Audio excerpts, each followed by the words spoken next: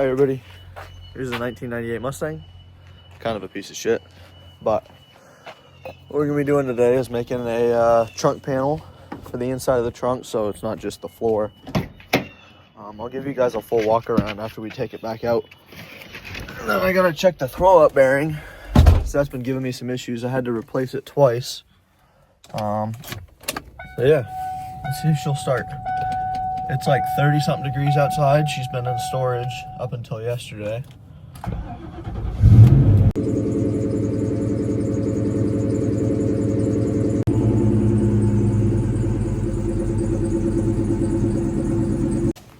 All right, so now we're in the barn. And before we bring the Mustang in, we gotta move my dad's truck. So this is a 2002 Excursion, I believe, with the 7.3 Power Stroke. And we've been having some exhaust issues, you can see on the ground. So I was getting under here the other day, and I don't know if you guys have any 7.3s, but whatever exhaust pipe kit this is, I think it's MBRP. These hangers are awful to deal with. This one keeps popping out. Can never figure out how to get that back in, so I gotta work on that first and then pull it out. Get the Mustang in here. So hopefully you'll see the Mustang getting pulled in next.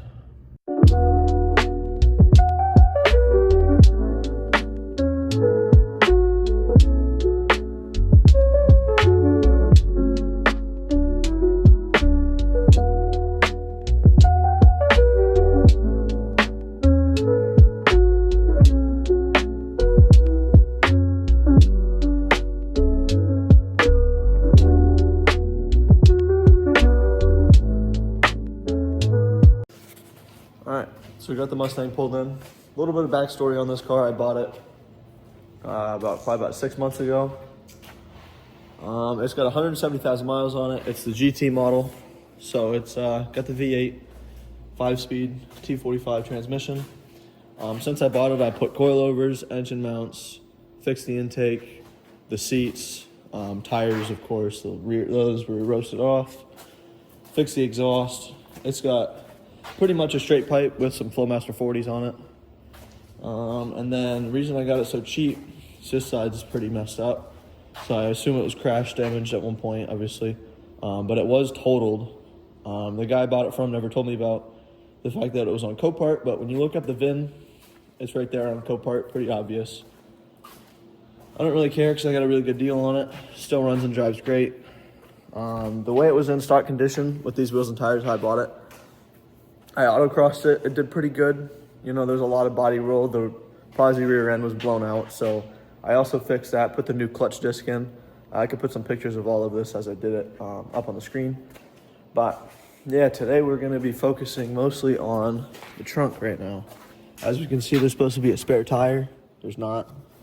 So I'm gonna make a piece of wood, go over the whole thing, and then put the carpet on top so I can have the floor, because I want to daily this.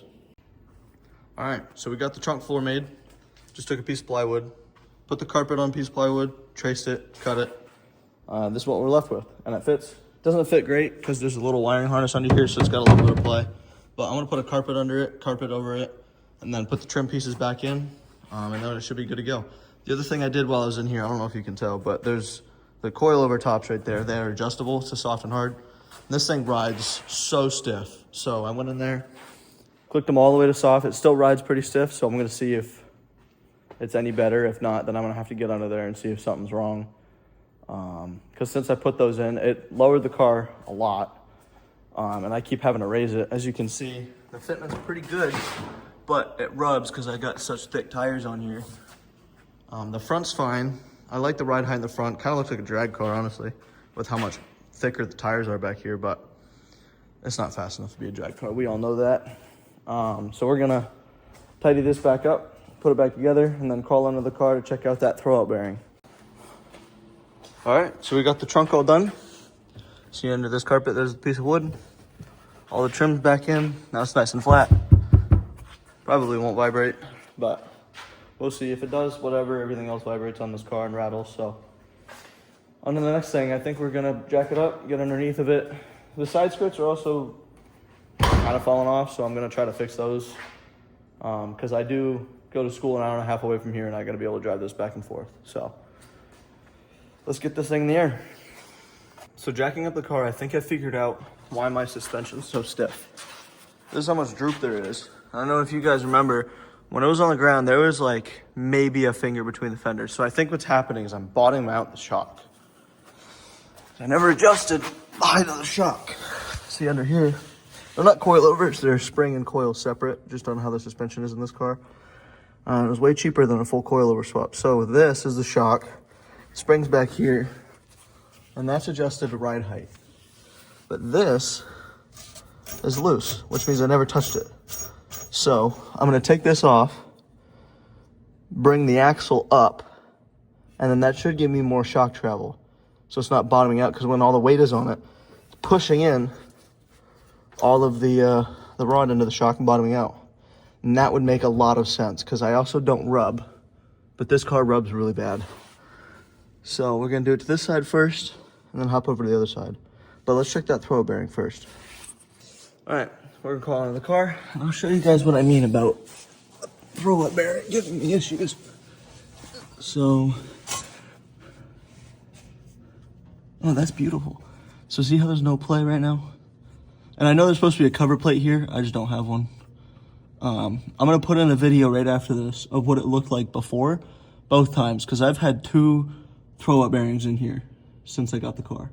It was always really noisy on startup, and then when driving you could hear it chattering, so I took it all apart, replaced it, obviously did a little eBay refresh on this,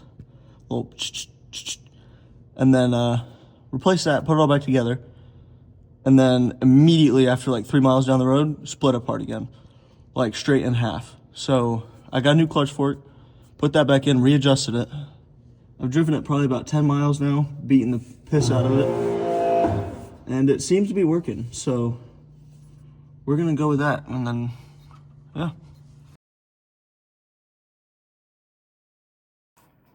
All right, so as usual, car things never go the way you think they are. The shocks are actually already bottomed out to where I'd get the most travel with it being low. So what I did is I took the coil out of over here in my toolbox. So this is how much I've raised it already, and we can see I don't have that much more to go. So I'm gonna bring it up another inch on both sides, lower the car back down. Hopefully it raises the car enough to where now I have suspension droop in the shock. And it'll lift the rear of the car, so when it does start bouncing around, it's not gonna rub, because those tires are way too big. So I'm gonna get this done, do the other side, and then I'll show you guys the finished product. Hopefully it's higher and it has suspension travel. All right, so we got the car back on the ground. I'll put in a before and after picture, but it's definitely higher. I definitely have more suspension travel. I have it slightly stiffer now just because I haven't driven it yet, but way more work than I thought it was. You know, it was one of those things where you just gotta take everything apart, and it's actually easier to do that than try to do it all in the car. But both sides are even. Car's pretty much good to go. I do have a new door and fender. What I'm gonna try to do though is, the new fender I got, they're both purple, but down here below this on the new fender is rusted a little bit just underneath the car. And this is a rust-free car, it's from Georgia. That's where it was wrecked, that was where the co-part it was from. I bought it from Boston, but that's a different story. So what I'm gonna do is I'm gonna cut underneath here so you won't be able to see the cut. Cut this one apart and then weld that piece onto the new fender, and then I'll have a dent-free, rust-free fender. It'll be my first patch job, so if I mess it up, it's hidden by the skirt anyway. But the only thing I'm not sure on what to do yet is this. This is all crinkled and creased, so I do have a local body shop that I might bring it to just to have him fix this as best as possible for as cheap as possible. I mean, it is a pretty cheap car. Paid $2 grand for it. All right, so we got the car all pulled out. I gave it a quick rinse real quick just so it's not muddy. We're about to go for a test drive, see how the rear suspension holds up.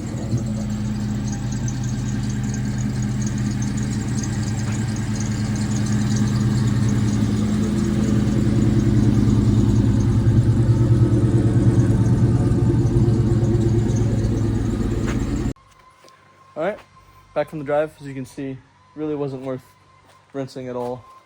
I have the wheels chalked just because there was a small noise coming from the rear end, so I'm kind of like scuffing or something. I really am not sure.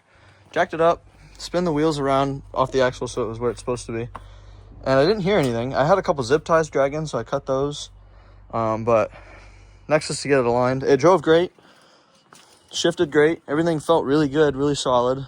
It usually breaks up when I pull it out of storage, but it didn't break up at all. It gave me all the beans.